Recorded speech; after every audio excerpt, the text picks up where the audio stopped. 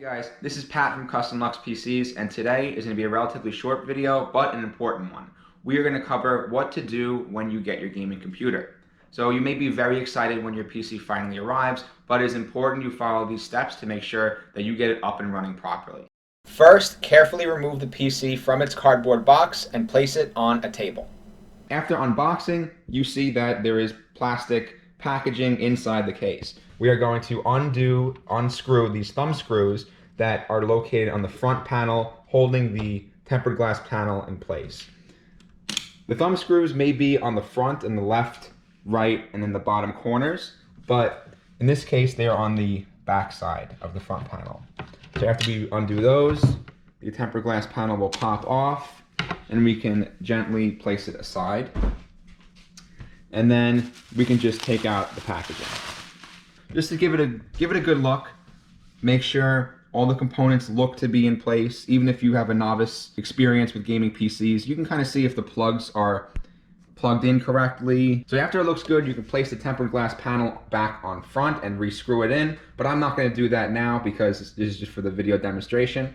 What we're going to do now is we're going to take a look at what else comes in the box. Now, if your motherboard doesn't have onboard Wi-Fi, which actually this one does, you can tell by the two coaxials right here on the motherboard. If your motherboard does have onboard Wi-Fi, which most of them do, you can simply screw in your included Wi-Fi adapter into the back coaxial of the motherboard. But if it does not have Wi-Fi, I usually throw in this Wi-Fi adapter. So you can plug it in like that. The next step is to take your display port, your display cable, either if it's DisplayPort or HDMI, in this case it's HDMI, and plug it into the graphics card. This is very important. So this big chunk right here, this is the graphics card, and it has multiple ports on the back side. So what you can do is you can plug in your monitor either via HDMI or DisplayPort into the back, like that, not into the top. So the next step is very simple, just to plug in your USBs from your mouse and keyboard. And if you have wireless mouse and keyboard, you can plug in the little dongle. And then you need to plug in the power cord. So here's the power cord, and we're gonna plug it in like so. Make sure it's secure in there, like that. Okay, and then we can turn on our monitor. So here we have a 27-inch Asus HD monitor, and now we can turn on the PC. So we click the on button, and you see all the beauty. It's kind of loud, but it quiets down once it turns on. It just likes to rev up the fans to get started. But now you hear how quiet it is.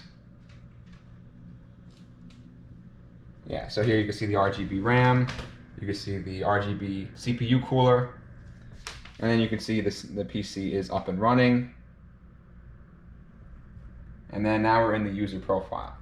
For NVIDIA graphics cards, you will have GeForce Experience. For AMD graphics cards, you will have Adrenalin software.